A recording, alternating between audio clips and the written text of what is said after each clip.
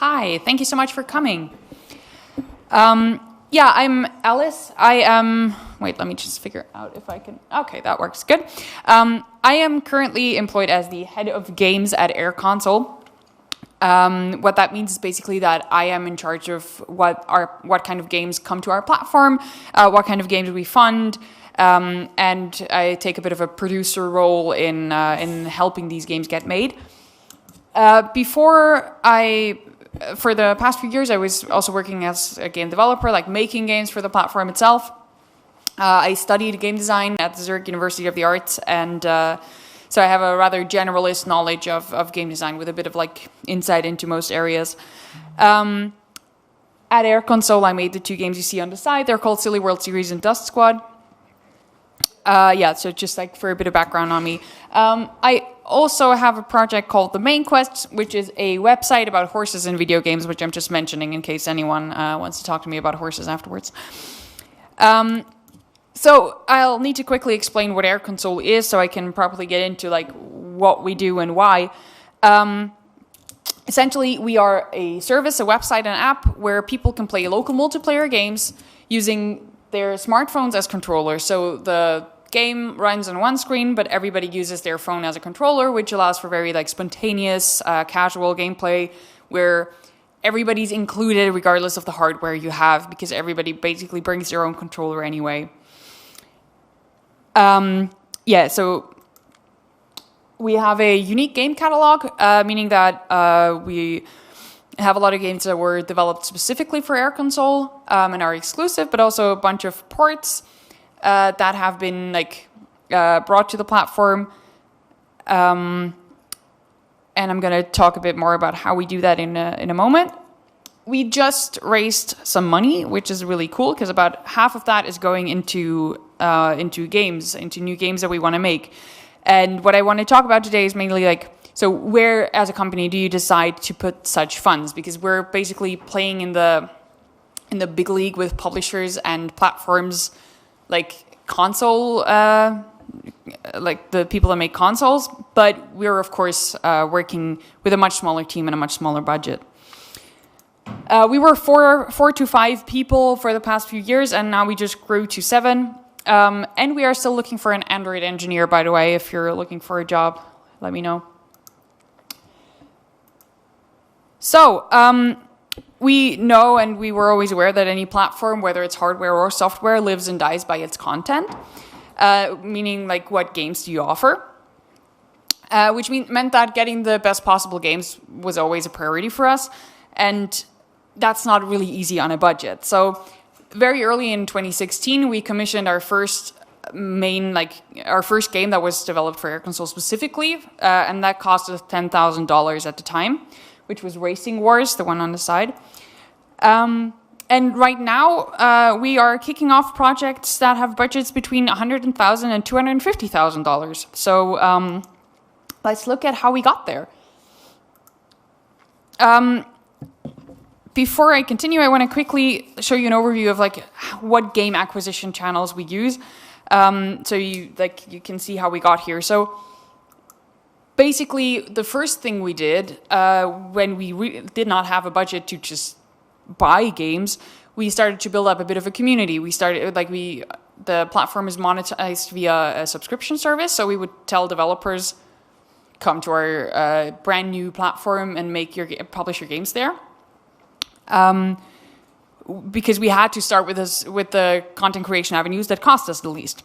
So this is how we got how we got our first games, but not necessarily how we got high quality games, because it was mostly a matter of like for hobby developers and not necessarily for pros yet.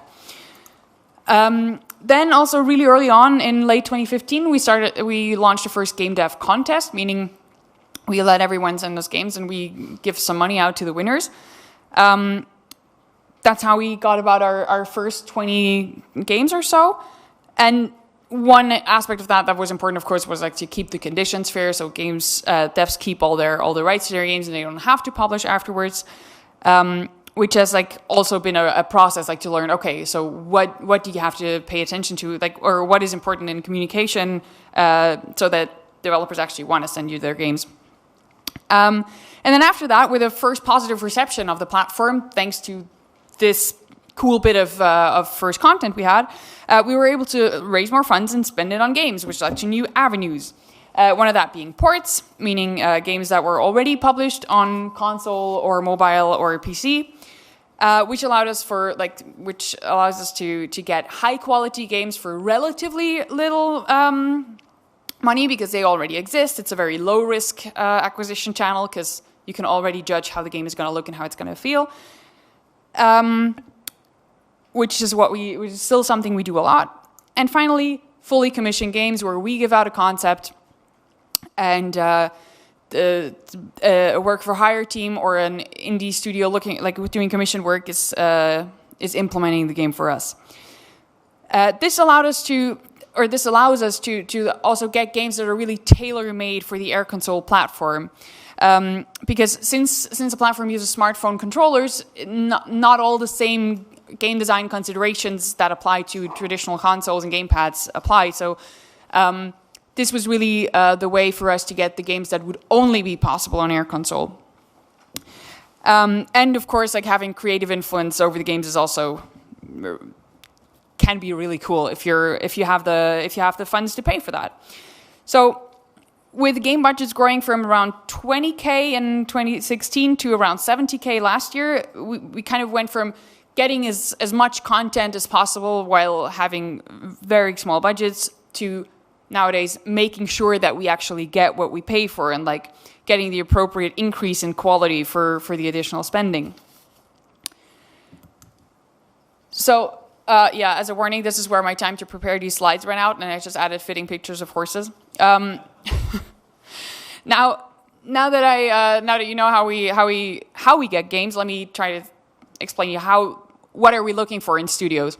So this is not a list that we write at the beginning and then we try to find studios based on that, but these are the characteristics of the studios we keep being happy with.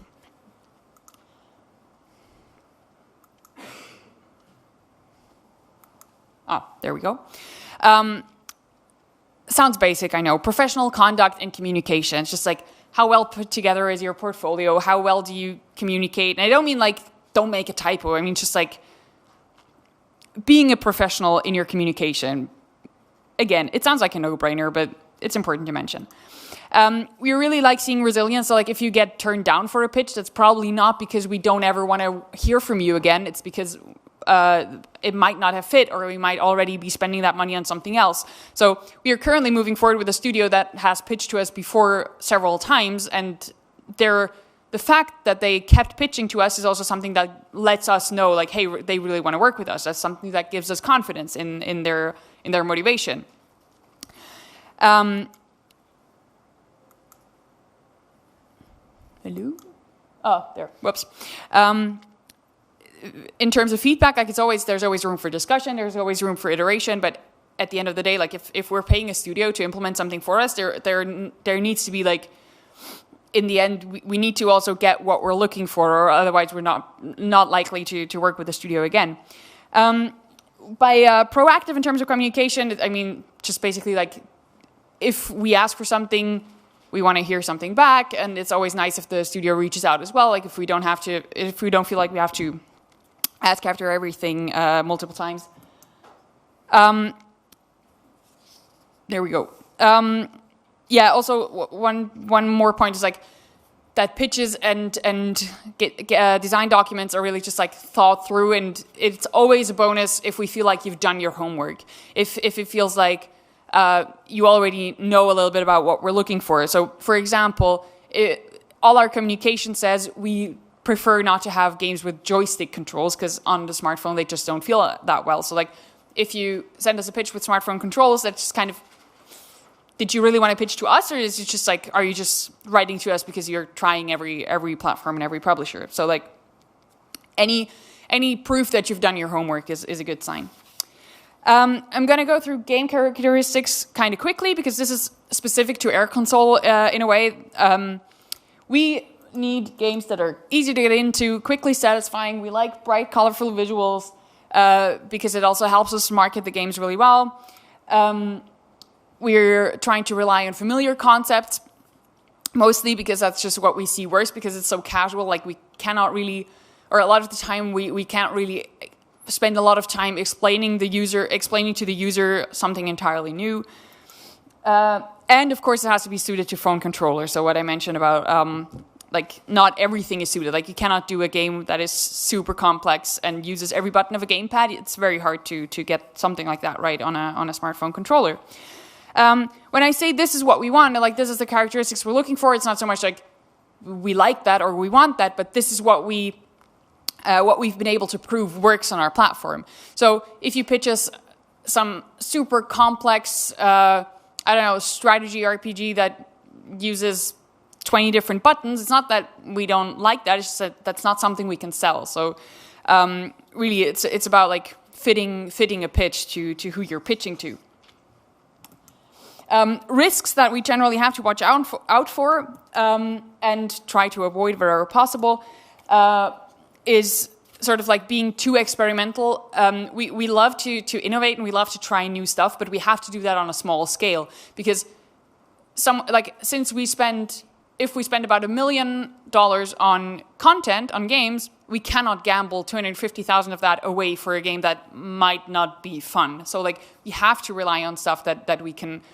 Of course, it's never a guarantee, but like we have to take some safer bets with the bigger parts of our budget. Another issue that we're looking out for, or like another risk factor, is a studio's experience or lack thereof. Meaning that portfolio is incredibly important when selecting games. So like for a student team that has a really promising first project, we're less likely to invest a lot of money because we first need to see, can you deliver on that scope? Can you do what you promise? That's not to say that we never do anything risky or with smaller studios. It's just like it has an impact on the scope. There's also unique chances, though, and not just like risks and limitations.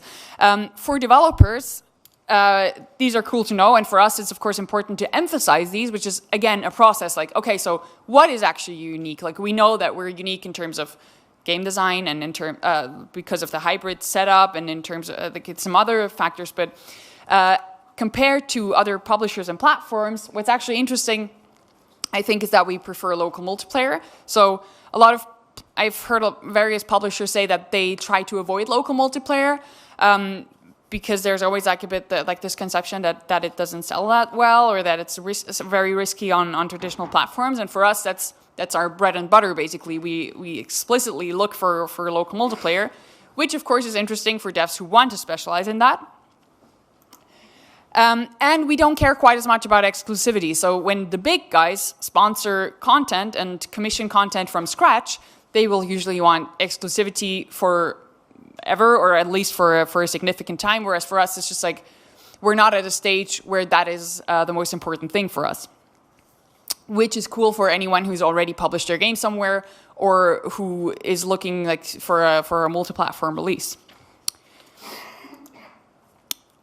And another issue, or another chance, is that we have a very known market. So like you don't need to prove to us that a type of game can work. If it fits our target audience, we already know that it's going to work.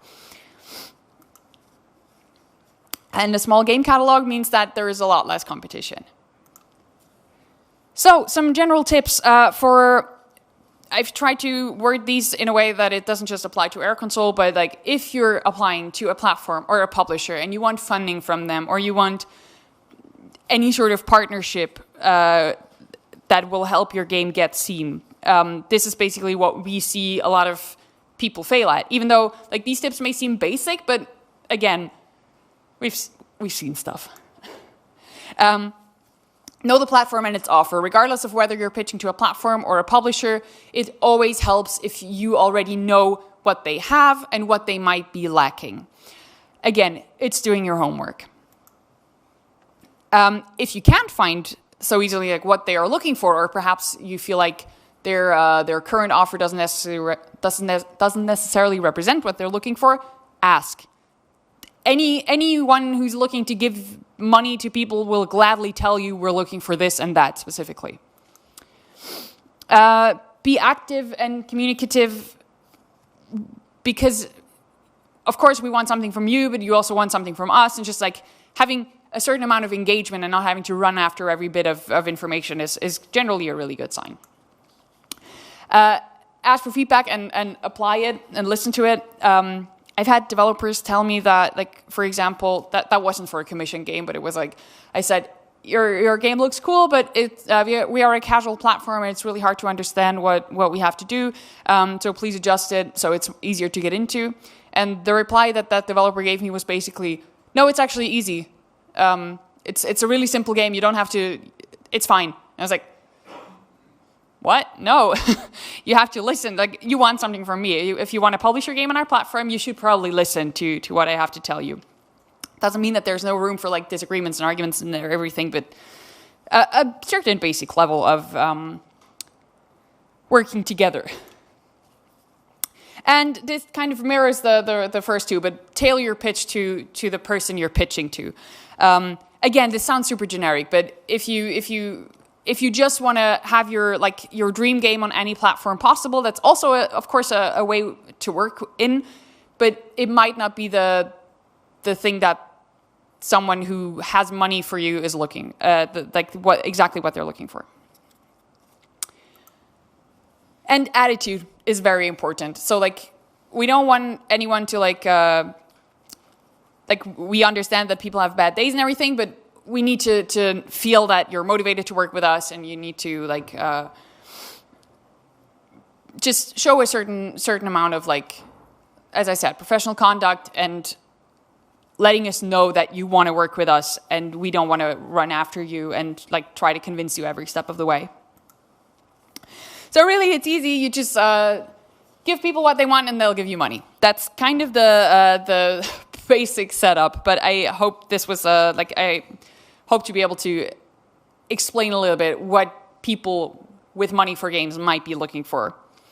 There's always room for discussion and compromise, but while we're trying to decide which game to fund and which game to give money to, like, there really needs, like, some conviction needs to happen on both sides. Thank you very much. I'm here for questions.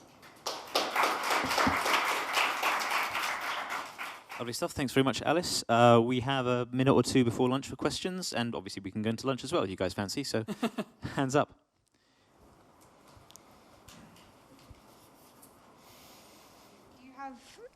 Do you have any particular age range for your games? Or? An age range? We have age groups that are more popular in terms of numbers and age groups that are more popular in terms of payers. So, like, for example, most of our paying users are actually adults between like 25 and 35, I believe.